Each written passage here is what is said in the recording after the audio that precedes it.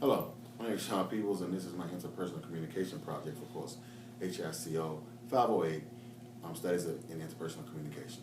Next slide. I'm a native of Richmond, Virginia, where I currently reside. I'm a father and the youngest of 9 children. My family dynamics have had a tremendous impact on my desire to work with others. Being the youngest of 9 children has had its benefits, especially helping me to problem solve and to interact with multiple personalities. Additionally, having a 7-year-old recently diagnosed with autism has strengthened my patience and desire to be an advocate for people until they can advocate for themselves. I've enjoyed a career as an educator and human services professional. I can honestly say that after almost 20 years in these fields, I have truly found my calling and have developed a passion for working with underserved populations. Next slide, please. Just to add a little bit more about me and my background, I graduated from John Marshall High School, where I excelled in sports. I was a football player, and my accolades in football it afforded me a scholarship to Virginia University, where I majored in biology and received a Bachelor of Science degree. I was well on my way to veterinarian school, so I thought. Next slide.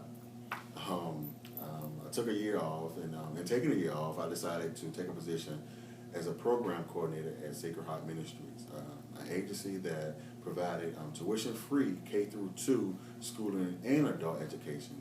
I immediately became engrossed with working with high-needs populations, and also I became fascinated with being a classroom teacher. As you can see on this slide, that year off spawned into a career of almost 20 years that has included the positions as a teacher and human services professional. I'm currently a juvenile justice counselor with the Richmond Detention Center, working with troubled youth in the ultimate pursuit of rehabilitation for these young people. Next slide.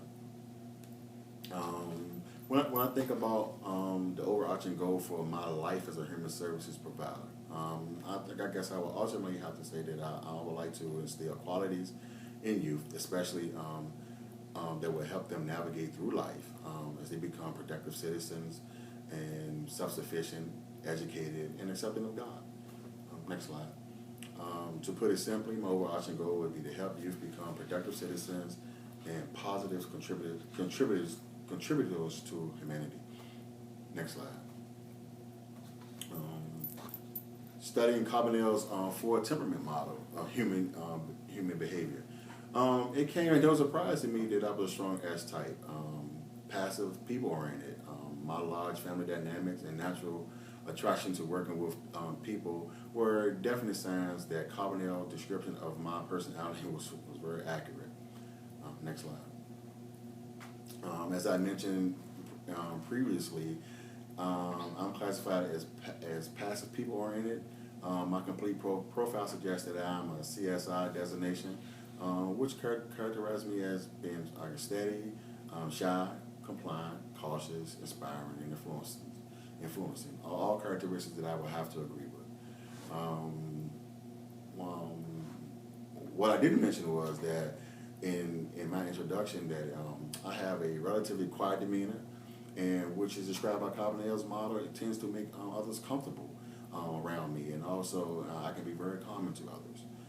When I think about what's most true about my behavior blend, it would have to be that I'm patient, attentive, and empathetic to others. Next slide. In order to address my personal communication barriers, I used this reflective question. As I reflect over the years, what are some of my personal communication hangups that I've identified through this course? Next slide. As I reflect on my communication barriers, I was able to identify 3 major barriers and how they have manifested through my communication with others. Social skill deficits. Developed early on, being the youngest of 9 children, and wanting to fit in and accepted by my older siblings. This also played out in my establish relationships from early adolescence until now. I have the tendency to communicate with the need to appease others, and I also am guilty of keeping my feelings and thoughts bottled in. Avoiding difficult conversations, difficult and controversial conversations to be more correct. I definitely avoid conflicts at all costs, which is turn to me to choose not to say things sometimes, especially some things I want to say, I feel like I should be saying, but sometimes if I feel like it's going to spark some type of controversy, I would shy away from that. I would kind of walk away from some conversation agreeing to disagree. Owning other people's problems. I find myself quite often internalizing others' issues, trying to instantaneously create a solution where the problems are presented to me by others. Next slide, please. This course especially has taught me much about the realm of communication more effectively with others. While I have always prided myself as being a good communicator, the strategies in this course, strategies and resources, I should say, in this course, has had me well on my way of becoming not just a good communicator, but an excellent communicator. Next slide. While I have learned and studied many concepts and strategies that speak to me, there are a few that really stood out. Peterson's talker listeners cards. I find this strategy both helpful in both my personal and professional life. The strategies help me to refrain from taking ownership of someone else's problems or issues, yet it allowed me to support them as they work through their own personal problems. I'm just there as a guide, a beacon of hope, I should say. Peterson, the flat brain tango.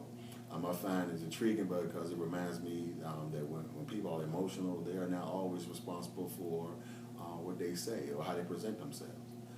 Burley Allen's 3 levels of listening. This concept is a constant reminder to me that although we listen at all levels throughout the course of a day, when interacting with others, it's important that we tune in with an emphatic listening ear. Stewart inhaling and exhaling concept have truly drove home to me the importance of effective listening and how to absorb information. Next slide, please. As a human service professional, I will continue to commit to strengthening my interpersonal communication with others. And I would do this by removing all competitiveness. As Stewart stated that we are competitive beings, and we're always in constant competition with one another. And when we communicate, that is no different. I would accept and understand my identity is mosaic and often changing as I interact with others. Depends on who I'm talking to. Depending on what setting I'm in, my identity may change a little bit. Fully recognize that how my behavior blend influence my interaction with others. Understanding that when people are in need, they are emotional. As I stated earlier, they're emotional, and not to take that personally. I let people vent sometimes, but we'll have to stay focused on the goal. And remove all personal biases and stereotypes in working with others. Next slide. Using the concepts and strategies discussed in this class, I will continue to build my strengths as remaining cognizant of the weaknesses as I continue to allow God to use me as a vessel as I reach those who are in need.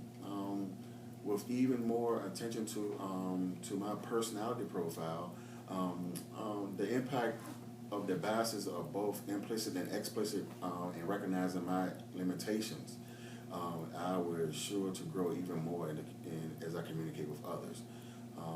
In the end, I will come to realize that understanding who I am will allow me to effectively communicate and support and help others as I use the word and works of God to change lives.